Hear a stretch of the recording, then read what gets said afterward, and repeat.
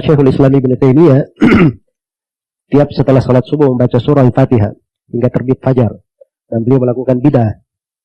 Ya saya nggak tahu ya apa yang dimaksud di pertanyaan ini. Tapi kadang perbuatan seorang alim itu dia melakukannya benar, cuma orang salah paham. Zaman sekarang mah seperti halnya bid'ah. Sekarang orang-orang yang sangat mengikuti Syekh Ibnu Taimiyah dan Syekh Ibnu Qayyim Al-Jauziyah, mereka itu selalu seluruh bid'ah itu sesat dan sebagainya. Tapi dia tidak mau mengkaji kitab Majmu' Fatawa Ibnu Taimiyah, tidak mau menerima di mana Syekh Ibnu Taimiyah membuat bid'ah juga, bid'ah hasanah, karena akan terbongkar kebohongannya. Karena di dalam kitab-kitab tersebut ada. Makanya mereka kalau diajak dialog nggak mau, pasti ngeles dengan satu dalil. Agama itu bukan untuk diperdebatkan, tapi lebih dulu sering kali menyalahkan orang lain, senangnya ngedebat orang lain. Kalau diajak dialog ilmiah tidak mau. Kenapa? Takut terbongkar kebohongan.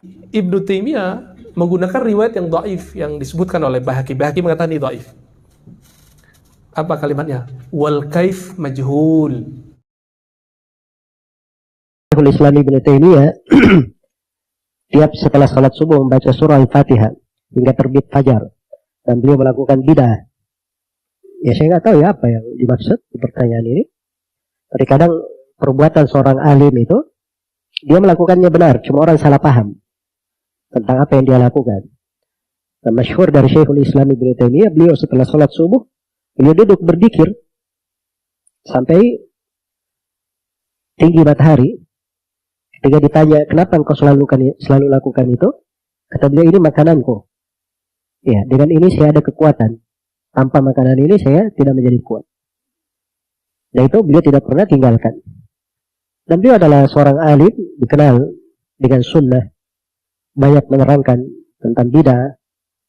Maka tidak mungkin beliau itu membenarkan melakukan bidah pada dirinya. Kalau ada sebagian hal yang syah dari beliau misalnya, beliau lakukan, itu sama saja dengan ulama yang lain. Semua orang yang berilmu itu mungkin benar, mungkin salah. Yang dilihat apa dalilnya. Ya siapapun dia, termasuk Syekhul Islam Ibnu Taimiyah, kalau ada ucapannya maka harus dicocokkan sesuai dengan apa? Dengan dalil. Dan itu berlaku kepada semuanya. Berlaku kepada semuanya. Tapi ini penggambaran sebagian manusia kadang mengambil sesuatu dia nggak pahami dari para ulama itu sebagaimana mestinya. Iya. Bingung zaman sekarang mah seperti halnya bid'ah. Sekarang orang-orang yang sangat mengikuti Syekh Ibnu Taimiyah dan Syekh Ibnu Qayyim Al-Jauziyah, mereka itu selalu seluruh bid'ah itu sesat dan sebagainya. Tapi dia tidak mau mengkaji kitab Majmu' Fatawa Ibnu Taimiyah, tidak mau menerima di mana Syekh Ibnu Taimiyah membuat bid'ah juga, bid'ah hasanah. Kata Syekh Ibnu Taimiyah, saya punya kitabnya 20 jilid, Majmu' Fatawa Syekh Ibnu Taimiyah. Kitab-kitab Syekh Ibnu Qayyim Al-Jauziyah saya punya, Zadul Ma'ad, Jala'ul Afham, Ar-Ruh, saya punya kitab-kitabnya. Asli masih berbahasa Arab, belum diterjemahkan. Jadi kalau mau silakan baca. Begitu. Kemudian Iqtida' Shiratal Mustaqim Syekh Ibnu Taimiyah, saya punya, ada. Begitu. Jadi jangan dulu memfitnah. Kumpulkan dulu kitabnya, baca dulu kitabnya. Nah, mereka tidak mau diajak diskusi karena apa? Karena mereka akan menemukan jawaban-jawaban itu dari kitab-kitab para ulama kebanggaan mereka sendiri. Kata Syekh Ibnu Taimiyah contoh tentang bab bid'ah. Syekh Ibnu Taimiyah sendiri pakai bid'ah kok. Kata beliau, man wazaba ya hayyu ya qayyum la ilaha illa anta arba'una marrat baina sunnatil fajri wal fajri ahyallahu biha qalbah. Siapa orang yang merutinkan, mewiridkan ya hayyu ya qayyum la ilaha illa anta 40 kali. Syekh Ibnu Taimiyah menentukan bilangan sendiri 40 kali.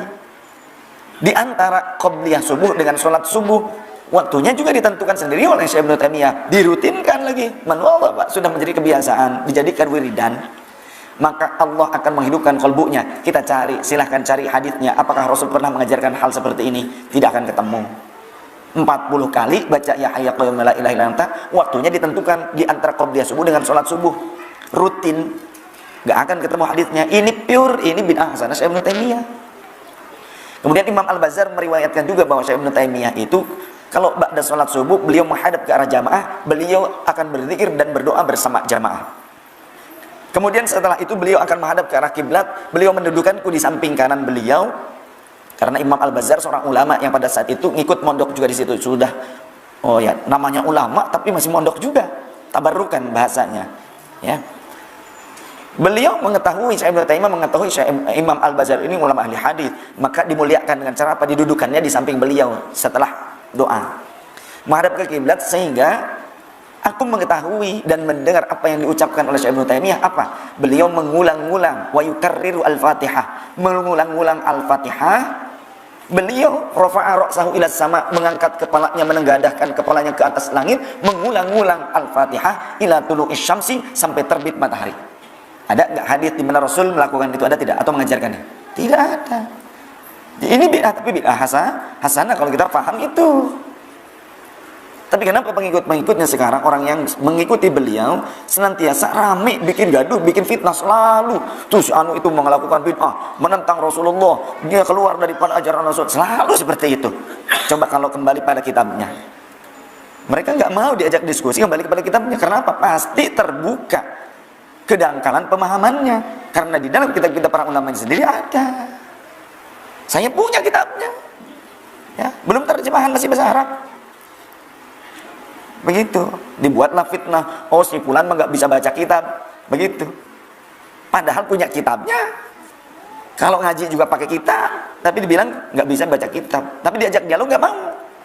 Ayo sok dialog, baca kitab, bareng. Begitu. Kitabnya punya nggak punya juga kitabnya, kan aneh. Itu jadi hanya bisa memfitnah doang.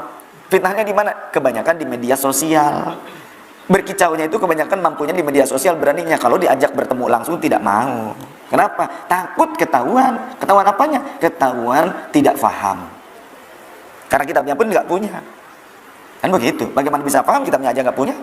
Sekalinya punya, ayo kalau memang antum paham. Oh, kan sarjana Timur Tengah dan sebagainya. Oke, kita tidak Timur Tengah, kita Timur doang tanpa tengah. Tapi kumpulkan kitabnya, ayo kita diskusi. Tidak mau juga. Kenapa? Karena akan terbongkar kebohongannya. Karena di dalam kitab-kitab tersebut ada. Makanya mereka kalau diajak dialog nggak mau, pasti ngeles dengan satu dalil. Agama itu bukan untuk diperdebatkan, tapi lebih dulu sering kali menyalahkan orang lain, senangnya ngedebat orang lain. Kalau diajak dialog ilmiah tidak mau. Kenapa? Takut terbongkar.